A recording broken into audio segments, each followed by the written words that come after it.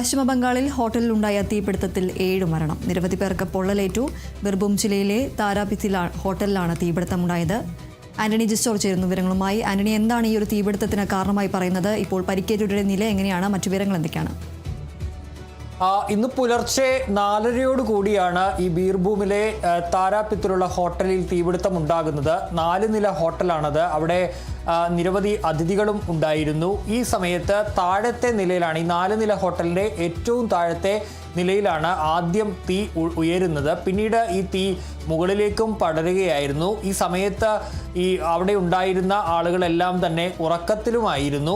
ഇവർ ഉറങ്ങുന്നതിനിടെയാണ് ഈ തീപിടുത്തം ഉണ്ടാകുന്നത്.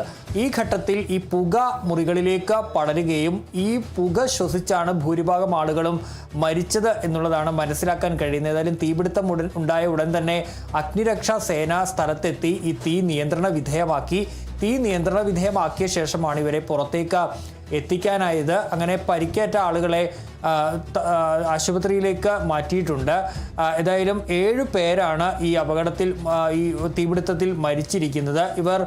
ഇവരിൽ പല ആളുകളും ഈ താരാപീത്തിൽ ഒരു കാളിക്ഷേത്രമുണ്ട്. അത് വളരെ പ്രശസ്തമായ കാളിക്ഷേത്രമാണ്. നിരവധി തീർത്ഥാടകരെത്തുന്ന ഒരു ക്ഷേത്രമാണ്. അവിടെ ദർശനത്തിനായി എത്തിയവരാണ് എന്നുള്ളതാണ് അധികൃതർ അറിയിക്കുന്ന കാര്യമെന്ന് പറയുന്നത്. ഏതായാലും ഷോർട്ട് സർക്യൂട്ടാണ് തീപിടുത്തത്തിന് കാരണം എന്നുള്ളതാണ് ഇപ്പോൾ പ്രാഥമികമായി എത്തിയിരിക്കുന്ന ഒരു വിവരം എന്ന് പറയുന്നത്. ഏതായാലും പോലീസ് അവിടെ അന്വേഷണവും തുടങ്ങിയിട്ടുണ്ട്. 4 നില കെട്ടിടത്തിലാണ് ഇത്തരത്തിൽ തീപിടുത്തം ഉണ്ടായിട്ടുള്ളത്.